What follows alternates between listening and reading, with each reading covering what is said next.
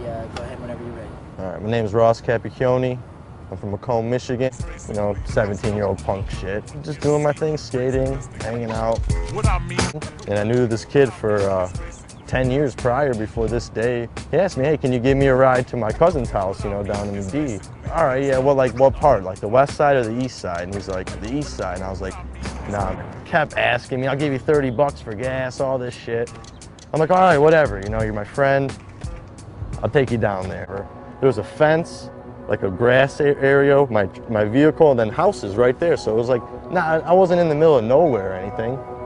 And like I get out, and he gets out, and it's only a couple seconds, I'm looking around. Put out the shotty and all I heard was a screech and he shot my arm into pieces. I'm thinking I must be dreaming, and another shot to my chest and my stomach squeezing, my breath from my lungs collapsing. I'm down on my fucking knees asking him why. He looked at me, I looked him dead in the eyes, and he smashed my face with the barrel, knocked all my teeth to the sky. And I heard a sound of the shot, he cocked back. He pressed the hard against my head and blew my fucking top back. Boom. I look up and I see my Jeep Commander driving away, just driving away, flying away. And I said, okay, well, either I stay laid down in this spot right here and die, or I try to get up. Get up, you're losing blood, oh my. Don't fall asleep or you'll die. Stay awake and move as much as possible, there's no time. Find some help and try to yell, you ain't too well, oh God.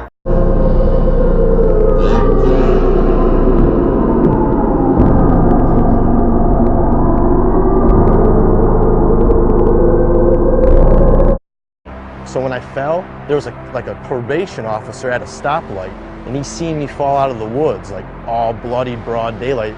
Then I felt his hand on my back, like, hey man, you're fine, don't close your eyes, you know, come on, the ambulance is coming, they're coming. And then it just like blacked out, and I went to like I was outside of the ambulance on my skateboard, filming it, like rolling telephoto filming of the ambulance, and the doors open, everyone's panicking, and I see my legs coming out, and like once it gets to my head, blacked out. I was pronounced dead on that. Come on, pick up, come on. Yo, I did it. I killed him. Blood everywhere. Talk too much on the phone. Meet me at the spot. Alright,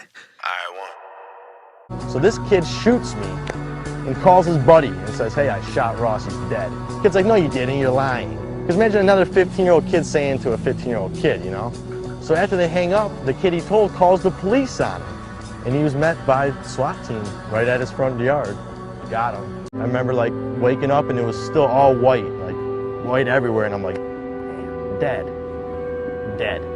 I'm 17, I'm dead. And then it starts to like come in, and it's like I see curtains, like a freaking oxygen tank, and I'm like starting. And then out of nowhere, bam, perfect vision again. I'm in a hospital.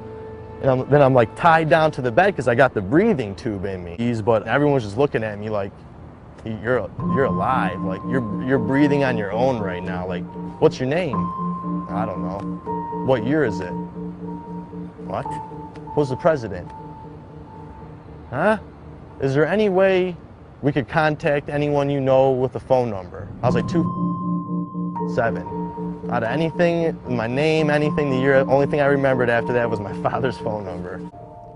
After like the 4th day, they were like, all right, get up, you know, start walking, like, let's go. I'm like, let's go where? He's like, you're going home tomorrow. I'm like, it's been 5 days. He's like, dude, you're going home. What do you want to live in a hospital? You want to go live your life again? I'm like, sir, I got a hole in my chest the size of a teacup. He's like, listen, Ross, I'll give you a tip of advice. You live through this, you're gonna be okay. Just go home, live your life, don't hang out with these kids anymore.